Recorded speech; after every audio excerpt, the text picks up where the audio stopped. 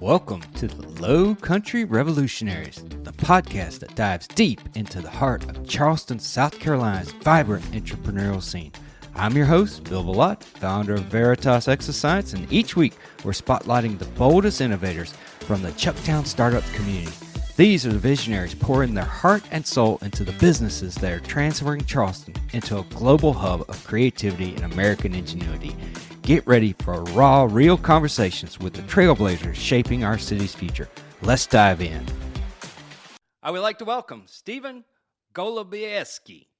Stephen is the founder and CEO of Olu Health.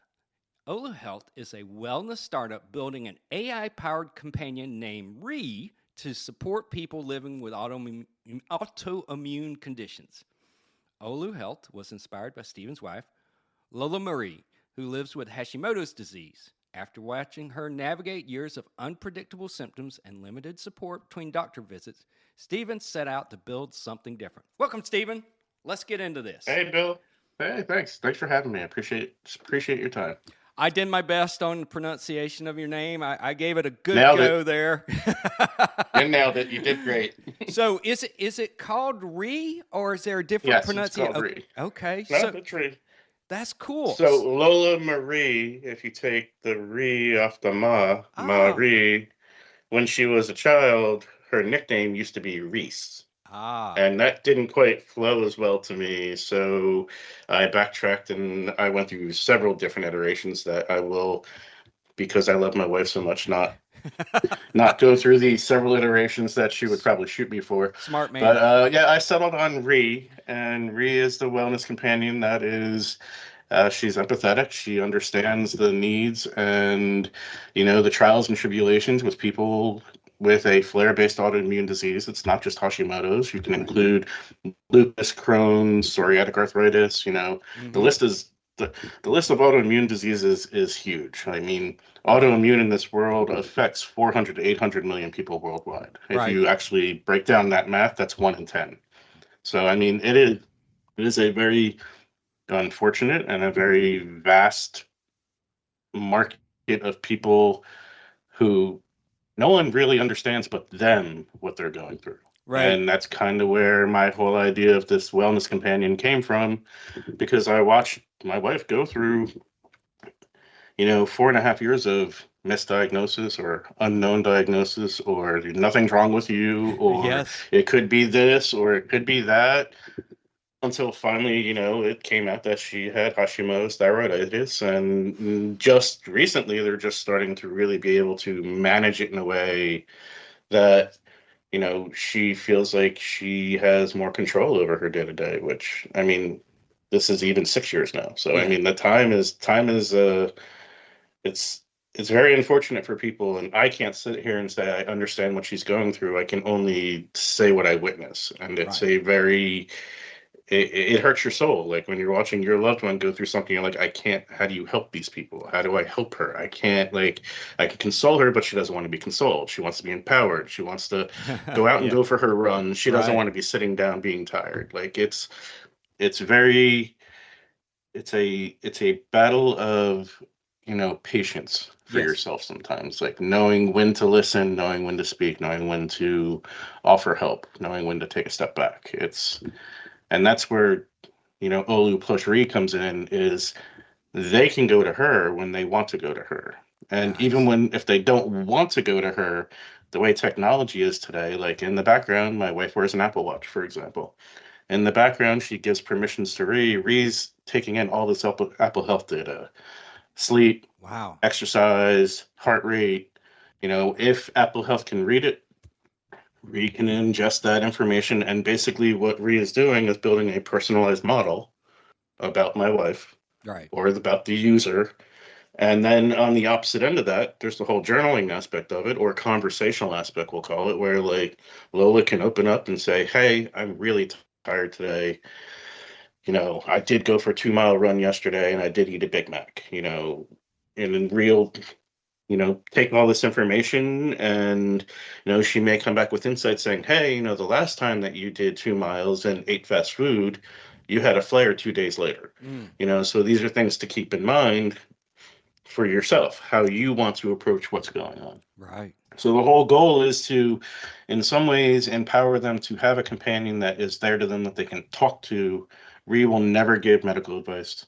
Nice. It's a wellness companion. It is a very fine line Yes. of what we want to do and what we don't want to do.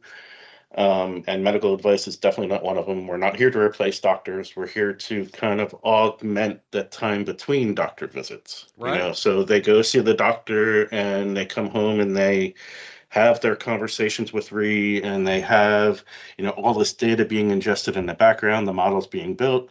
3 months, they go back to the doctor. Ree says, hey, here's a report that you can hand to your doctor that is all of your flares that happened, your sleep, your heart rate averages, all of these metrics Right. that, in a very usable type dashboard, they can be handed to a doctor. Because a lot of times, our users would be writing in a journal, and they're like, hey, I have my journal.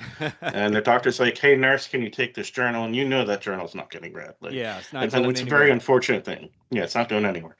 So by giving them an 8.5 by 11 sheet of paper where they can quickly scan it and ascertain probably very useful information to enable them to give better care Right. to my users is what I'm ultimately looking for.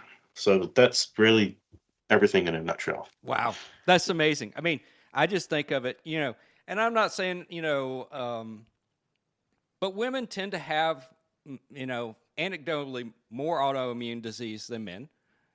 True. That's my observation. I don't have any statistics on that, but it seems to be my observation. It's not the men don't have these things, but I look at it from your situation. It's like, I'm not saying you're like me, but my level of empathy could fit in a teaspoon, and that's just the way I'm kind of built, and so I think most men have like some challenges providing the amount of empathy that their spouse, their wife, or whoever needs sometimes. And I'm like, wow, you're giving, your wife a tool where she could unload in a way, because when you're dealing with any kind of condition, whether it's autoimmune or something else that's chronic and it comes and goes, it drives you crazy. And I imagine you're like me, you like any guy, when especially their wife or their spouse says, hey, I've got this thing, you're like, how can I fix it? That may be not what they want to hear. they want to unload. And you've built this tool, Ree, to kind of handle some of that. The other thing is, and this is where we're all challenged, how do you communicate something that comes and goes to a doctor? I mean, think of it. I mean, I think of this from not even a medical point of view. Think of your car. How many times has this happened in your life? You've got a car, it has problems every once in a while, or motorcycle, has problems every once in a while. But when you show up to the mechanic, it's working fine. And that's what I feel like. That's what happens to a lot of people with autoimmune disease. It's like, it's like, hey, I'm having this horrible problem. Last night I feel like, I'm dead, I'm dying, I can't move, I can't lift my arm. This morning, I'm great. And the doctor's like, well, what's the problem? I don't see anything anymore. And so how do you get the doctor to kind of buy in on all this, to kind of say, okay, here's a great data source now, and I can trust this data? Yeah. And the hard part is, think of it from the very first appointment when you go see the doctor and you're like, hey, I feel tired sometimes, sometimes my knees hurt or my knee swelled up, right, or I've got brain fog, I can't think at work. And what is that telling the doctor? right, it's giving them information, but the doctor's like, oh, well, are you sleeping enough? These are all the general questions. And some of these autoimmune diseases have blood tests that will prove what they are. Right. Some of them don't. Right. So the long and short of it is it takes so much time because of all this trial and error. Now, if somebody who thought they might have some kind of autoimmune before they saw the doctor could very well, go through this process, take this data that they would get and say, I don't know what this means. I don't know if it means anything to you, but this is an example of how I feel. Right. And maybe it would help again. Like my ultimate goal is like I want to help people with autoimmune conditions and in general, like people around the world, get better care. And how Right. do we get better How care do is you get better better care? Right. communication. Yeah. And better communication sometimes isn't you talking to your doctor more, it's giving your doctor data that they can use. Right. So I'm hoping in this roundabout kind of way, I can even help people get diagnosed earlier Mm-hmm. as opposed to not have to go through the timeline that my wife had to go through, where she had to go through, Right. 4.5 years of we're not quite sure Yes. Well, to ultimately get to where she was. and another one that sort of falls in this autoimmune type thing is allergies. Allergies have very similar types of things that you have with autoimmunes. It comes and goes. You kind of think you might be allergic to this thing, you may not. You get tested, you find out all this stuff. Sometimes those tests don't always give you the answer you're looking for, or sometimes they don't Hmm. match up. But you don't have a good way to kind of track when you have a flare up and when you don't, just like with the autoimmune disease. Exactly. Exactly. So, you know, and to be very clear, like the very first document I wrote before I went about this, because, circling back to like the fact that this is an AI product, Right. the very first document I wrote, because all we ever hear anymore in the news and anywhere and everywhere is AI, AI, AI. Sure. Even, my bartending, the guests that I have at my bar,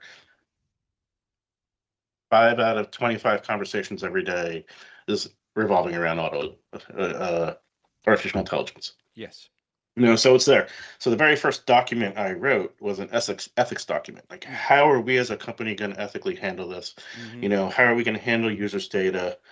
And my ultimate, decision was, the users control their own data. They want Right. to be removed, it's removed. Not like once it's on the internet, it's always on the internet. We're Right. not doing that. Like, Right. this is not only is it HIPAA, it's also health information, it's personal information, it's Absolutely. personal insights, it's personal conversations they're having. Right. If they want to remove it, they can remove it. So our ethical standpoint is very strict. Our ethical standpoint is very strong. The ethics of the AI is probably the strictest in the industry. I Mm-hmm. don't want to like caveat that. I'll put an asterisk, like, maybe one of the strictest in the industry. But, you know, and her empathy model is very strong as well. Like, it is, never gonna say, hey, you should have done this, or what are you Right. doing eating that chocolate, or anything of that nature. So, we're training Ree to be what she needs to be in Mm-hmm. order to benefit these individuals, not to diagnose them. Right. If anything ever comes up like that, maybe you should talk to your doctor about that. Okay. And we even have ideas in place where it's like questions asked that required medical Mm-hmm. information might be part of that report that's handed out. Right. So not only are they having a report of raw data, they're also having, you know, a section of medical questions asked that maybe Right. given to the doctor. Hey, I also have these questions that, you know, weren't able to be answered. Can you answer these for me? So Right. it's like in a package, you're giving everything and taking the white coat syndrome is always going to be there, but taking the burden of having to go to the doctor and like, oh my God, they're not going to understand what's wrong with me. Right. Right. And, Right. Yeah. this is terrible. And I'm going to come out of there with no answers, or I'm going to come out of there with something that's not right because I've been doing this for so long. Hopefully this like ties that up in a nice little box, and Right. we call it a day. Right. Yeah. It's a way to give a data and structure to what you've been feeling and what you kind of know, but you don't have the right language to communicate to the medical community. So that makes a Exactly. lot of sense. So I'm going to ask some geeky questions here. So where does Re sit? Does Re sit on your device, your Apple or Yes. Android, or does it sit on the cloud somewhere, or is it a little No, bit of it's both? a so currently proof of concept wise, I am reaching out to uh models in the cloud. That's Okay, just a call. a call. Okay, Anything that is and Re only is there as basically the journaling aspect of things. Like anything that's happening biometrically between the watch and Apple Health and the phone, and we'll use Apple for an example, that all stays analytically local. Okay. And that's run through a different engine. That's an analytic engine that is right. Not only that, you have to give permission to the app to read Apple Health. You need to give permission to the app in order to share the data. Right. Because, there is the idea of down the road, we're going to amass so much data. What do we do with this data? Well, it would be great to share this data with the research community. Right. And hopefully improve, autoimmune diagnosis or whatever it might be, particular disease state. There's so many different autoimmunes, Hashimoto's, lupus, rheumatoid arthritis. Like any of those communities could strictly benefit from what we're gathering. So there's permissions for that. The conversational element is right now cloud-based, but again, it's a proof of concept. Right. We're still very early stage. We're still doing everything very intentionally with purpose. This is a trust-based model. This is people's health. We have to be intentional about decisions we make and intentional about every particular call we almost make, because I don't want to end up with tech debt. I don't want to end up with, we should have done it this way before, and now we need to stop and redevelop before we even hit MVP. Yeah. So I'm being very intentional now with every decision when it comes to that. Cool. I'm not even relying on one model. I'm relying on multiple models from multiple OpenAI and Anthropic. Yep. I think they both have their strengths in different ways, and also cost is, models, API calls are not cheap, and the newer the model is, the more expensive it gets to be. And sometimes it's not always the shiny new thing is what you need. Like my conversation model right now is running on a 4.0 mini, which is dirt cheap in terms of making calls. So, and that's what it needs right now. Over time, as things evolve and things change, we'll change and we'll adapt, and we're not getting pigeonholed into one particular, company, which is, I think, very important, because you never know what's going to happen. And when a person gets and I know your early days, but I imagine you've sort of started thinking about this, is that when a person gets on their phone, say it's on their iPhone, does the data that collects stay locally? Well, if it's on an iPhone, it's probably going to get backed up to iCloud. But does it also go to your central?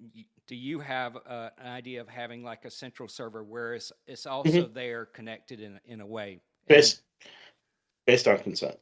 Okay. Early model will be local iCloud with consent. Okay. But iCloud probably, and again, I mentioned earlier, we are going to be HIPAA compliant. So, nothing is ever going to be identifiable in any way, shape, or form, and that's by design. That's, we also will have a medical advisory board. We'll have a advocacy board. The medical advisory board is going to be there to help train in, empathetical questions and answers, making sure we're not approaching into, diagnoses and, any of those FDA-able areas where I don't really want to be. Well, you're already thinking about all the things, and this idea of guardrails is very interesting, because this comes up. I've seen this because you see stuff about AI all the time right now.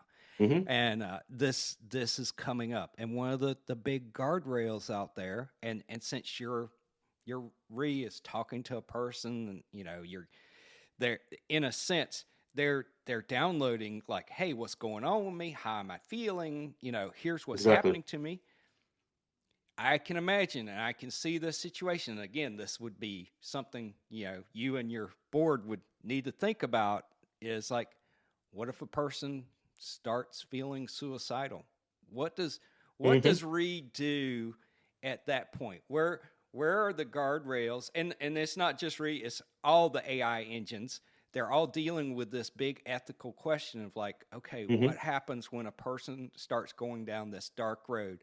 What responsibility is it for the AI to stop this or report Right. this? So, what are you So, thinking about that? I mean, again, why I'll be surrounding myself with, those in medical community, on the medical board will be, a chief of medicine from somewhere. Yeah. Um, a rheumatologist, an endocrinologist, behavioral psychologist. Like, I have all of these smart people in a room. I have my ideas. Right. Like, at what point in time can intervention be intervention? Right. At what point in time can we just simply say, hey, if you're really feeling down, maybe you should give, again, now we're broaching into Yes. retelling you what to do, Right. which is a very dicey like area that we don't want to do. We want to reflect insights. We want to help the user help themselves. Yes. That a lot of these things is kind of like letting them notice behavioral patterns or dietary patterns or exercise plus diet plus sleep Right. patterns that can help them push flares. Like instead of having one flare every 2 weeks, now they might have one flare every 3 weeks or one flare a month, or they've managed to figure out how to manage their lifestyle that the last time they had a flare was the time before they went to the doctor, and they're going back to the doctor going, Yeah. I feel great. Right. That would be amazing. That would be the, golden egg for me. That would be the win. Like we help someone help themselves to the degree that not only do they feel alive, they're really living now, not just, kind of living, Yes. and they actually bent and didn't break. Like they figured out how to get to that point of not breaking and only bending. Like that's Yeah. our mantra. Like, Olu Health is feel alive, not just living, and bend without breaking. Like we're Nice. gonna get you there. You need to trust the process. Like it's going to take time for Reed to build a model. Right. It's going to take 7 to 14 days of data. Like it's not going to happen overnight. You can converse with her every day. She'll reach out and say, what time do you want me to talk to you? Do you want me Right. to talk to you in the morning, afternoon, evening? What's best for you? Wow. And if you don't reply back, it'll be like, hey, haven't heard from you in a few days. Is everything okay? I'm here for you. That's Like, cool. and not in an annoying kind of way, but in a Yeah. I'm here for you if you need me kind of way. Yeah. But again, remember in the background, we have all of this other, as long as they gave consent, we have all of this other Yeah. biometric data that You're she's still still doing collecting. what she Right. needs to do. Right. You're just missing that empirical side of like Yeah. the human side of the mental aspect. The How are you feeling psychological mentally? side of thing. Yeah. Where are you? Where's your mentality there? Where's the brain fog meter? Where's the fatigue meter? Right. Obviously you can build a correlation based upon sleep, exercise, and Sure. food, how tired someone should be or not be. Right. But hearing from them, that's the, taking all that and putting it together. That's really what I'm after. I want them to feel supported the way someone like myself or yourself, Yeah. where we have, as you put it, a very small amount of empathy. Like Ree has A lot. an immense amount of empathy that Right. she knows she might know the right point in time to be like, what question to ask, Right. whereas we're like, well, how can I fix that? Like you Yeah. have it on your Yeah. head, like, oh, something's wrong with my loved one, I need to fix it. That's Yes. just the, That's natural that's like our reaction. caveman. Yeah. That's our caveman in us. Like that's something that's never left us. It's the protect what you I, love. How do and I fix I something? mean, I can tell you right now, it's like when you're telling me the story, I'm already thinking, it's like, okay, you're doing precision medicine here. Awesome. If Ree figures out how to solve this for this person who has this autoimmune disease, how can I take what worked for that person and apply it to that person? So I'm already, I'm always in that kind of mindset. Are Hmm. you guys kind of thinking about, like, obviously every re is somewhat personalized to that person's situation, but there may be things that can apply across people that have the same type of condition. Is that something that might be in the future of this, is how to Yeah. share that So data? a couple versions down the road, like, Mm-hmm. um with consent, obviously, everything is based upon consent. It goes back to the ethic model. Like consent drives everything. The user owns everything. We are just the steward of their information. That's really what we are. And we are the ethical steward who will always do the right thing. And when you say stop, we'll stop. Right. But if you say, I want to share my data, and our data is going off into the cloud where, our own secure, again, anonymized data warehouse, call it, our little block store, whatever you want to call it. And we have all this data in there.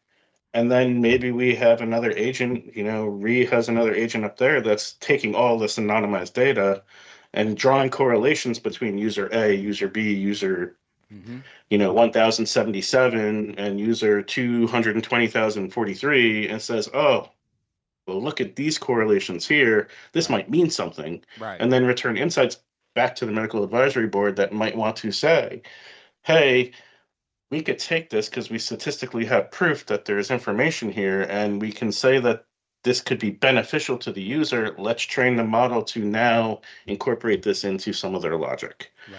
So that's like kind of that full circle, having the med board really helps trust. Yes. Because you're building a trust pattern now, and we're building trust from the get-go. And not just saying, oh, we found this correlation because our data science team said, hey, there's a correlation here, but we're saying, hey, hold on. Yeah. Let's go talk to the people that are actually the medical professionals and say, hey, is this overstepping our bounds? Right. Yeah, because I could see a situation where, when it took someone 5-10 years to figure out, hey, this is what's going on with me. Learns this, and then someone else starts having a similar thing, and now that prognosis could get greatly speeded up. Obviously, Rhea is not going to do the medical diagnosis or stuff, but they could point out to a doctor's, hey, person, other people had these similar types of things. This is what it ended up being with them. Here's some place to investigate. That seems reasonable to me, and without being, hey, I'm diagnosing you with this. This is what you got. Because, we've all done that, where go on the internet and say, oh, here are my symptoms. I must have that disease. That always works out horribly wrong. The funny thing is back early in my career, I worked for a certain web company. I'm not going to say names, and I was on their team that built the very, very first iOS app when iOS apps became a thing. Right. And this particular company was famous or infamous for where like, oh, you have an itchy eye and a stuffy nose and your right pinky finger hurts, you're gonna die. Yeah, like, exactly. that kind of mentality. It feeds every hypochondriac out there. It's like, oh my God, I can find all this horrible stuff that I have.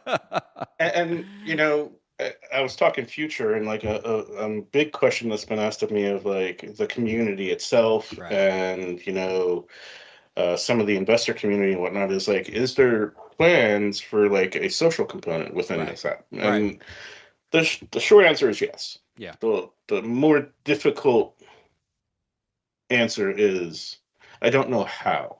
I don't know how to go about doing it so it doesn't become Facebook.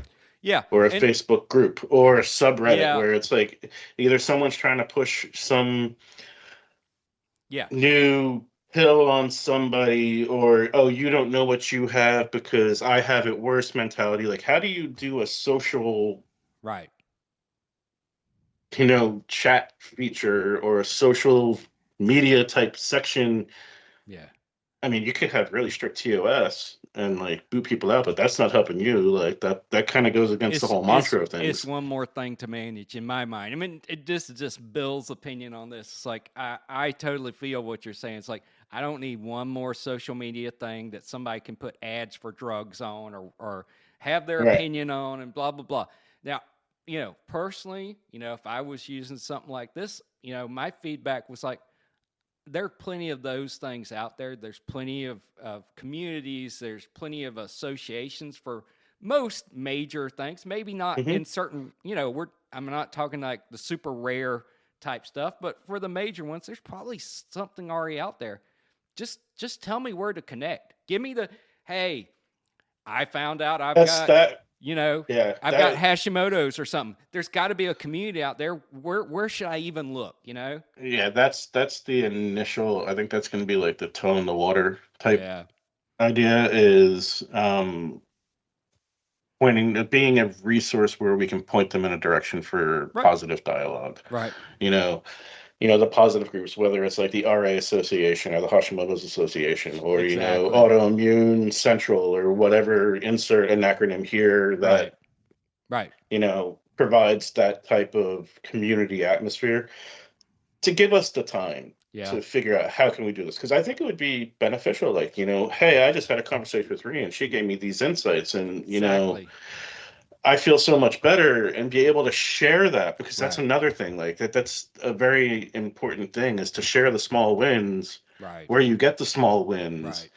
is like such a mental boost Right. for people living with autoimmune. Like I feel so much better because like this X, Y, and Z solved 1/1000th of a problem that I'm going through, but it solved something. Right. And to be able to share that, you know, emotionally is just super beneficial to them. Yeah. Yeah. I mean, just being able to understand like, hey, I'm not the only one. I'm today's a great day, and I want to celebrate that a little bit because not every day is a great day. That's awesome. So I gotta ask. I'm listening to all the stuff you're saying, which is amazing. I love everything you've done. But when I hear the way you're describing this, it sounds like you're building a not for profit. But I think isn't this like a regular LLC type business? How are you kind of navigating those waters there? So right now we're C corp because we're looking for VC funding. That's our ultimate goal is to be funded hopefully soon. Yeah. And our model currently is $12 a month, $120 a year. Okay. And that's initial. Right now, we're running focus groups. We're recruiting for focus groups. Nice. On our website, there is a orange button that says apply for focus group. Great. People that have autoimmune conditions are encouraged to go in and apply for our focus groups. We are very much listening to this community to help build a platform for them. And our thank you to them is anybody who goes through the focus group process and maybe, some early beta users will get free lifetime access. Wow. As our thank you to them for helping build something for their community. I think that's fair. Like, awesome. I think it's very fair to do that. And then, based upon that, our early thinking and early models that have been run for cost and all that compared to what we would call, there is no direct competitor to us. There are some adjacent doing similar things. Right. It is $12 a month, $120 a year. But the ultimate goal is after year 1, year 2, once we have the traction, once we're known and we're pushing forward, is to go to the insurers and offset the cost. Yep. Go to employers, offset the cost. Nice. Yeah, if it's covered by health insurance, then it becomes easy. Or like even FSA, HSA. Yeah, the flexible spending accounts and stuff like that. That would be amazing. Yeah. Yeah. So our goal is to ultimately, obviously, we are for profit. So the goal is to make some kind of living and to earn enough money that we can in turn, build a foundation that can do all the wonderful things that I talk about, that I really like, where it's very near and dear to my heart, but I need to take step A to get to step B. Absolutely. That makes total sense. So once we get there, I want to take the burden 100% off of the users. I want to be able to say it's not $12 a month, maybe it's $5.99, but getting to that point is, again, these focus groups are going to help model that. Like, I may go through these focus groups and the data tells me at the end of the day that $12 is not there. It's just not It's not approachable enough for people to be like, hey, I've got all these other things going on. I can't, pay $12. Then we we figure out other avenues and other ways to go about doing what the pricing structure will be. So Again, that's future. That's a future problem. That's not a today problem. oh yeah, have you looked at since I'll say your product is a wellness product. Have you looked whether your product and service qualifies under like the flexible spending accounts for people to use those kind of funds? I haven't investigated it that deeply yet. Okay. Because I don't want that to change the focus of what type of product I build. Okay, fair enough. That's fair. Because I want the product to be what the product is, and then take the product and say, this is the product. Do I qualify? Yes. And if they say no, then I want to put the onus on them to tell me why. Right.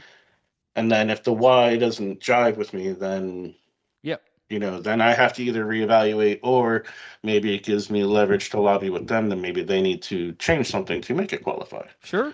So I don't want to close any doors. I don't want to or windows, proverbially speaking. But at the same time, I want to stay completely true to what we're doing and what our goal is. This is for the autoimmune people. This is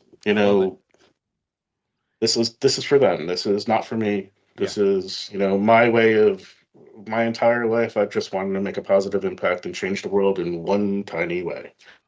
And I think this is my best opportunity to do that. That is awesome. That is a great way to kind of to wrap things up here, because that is the greatest sentiment. I will ask one final question, because I have to ask everybody that comes on.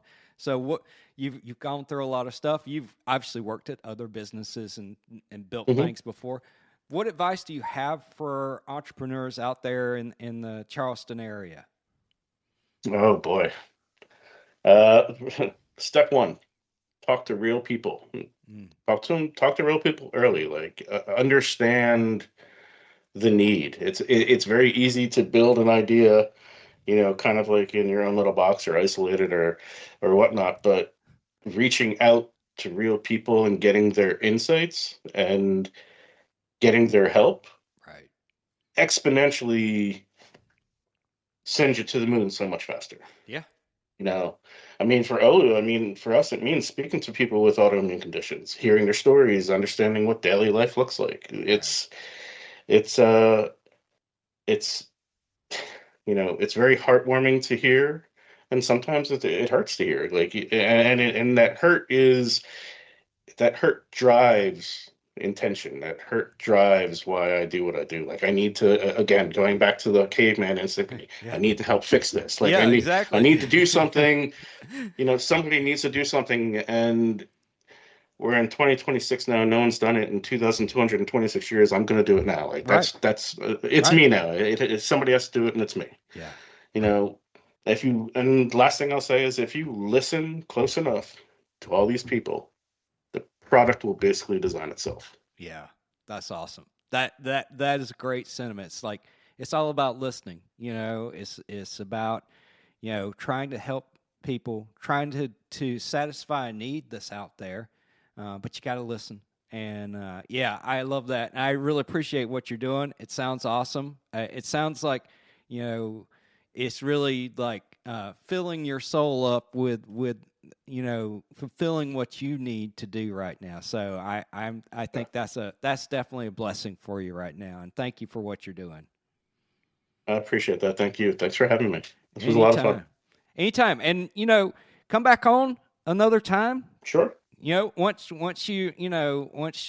VCs drop, $5-10 million on top of you, and you don't know what to do with all the money you've got to do, and now you've got so many things to do, you don't have any time in the day. Come back and tell some more about the story, and see, say, hey, this is what happened. This is what I thought was going to happen. And people would love to hear that, because, everybody's going on their journey in their startups and stuff. So this is awesome. Exactly. Yeah, I appreciate it. Thank you. I will most definitely do that. Awesome. Thanks, Bill. Well, you have a great day. You too. That's a wrap for this episode of the Lowcountry Revolutionaries. Thanks for joining us as we celebrate the fearless entrepreneurs making wave in Charleston's Chucktown Startups community. I'm Bill Bellot, and it's been an honor to share these inspiring stories with you. If you enjoyed this episode, Subscribe, leave a review, and share it with someone who needs a spark of Lowcountry innovation. Until next time, keep pushing the boundaries of what's possible.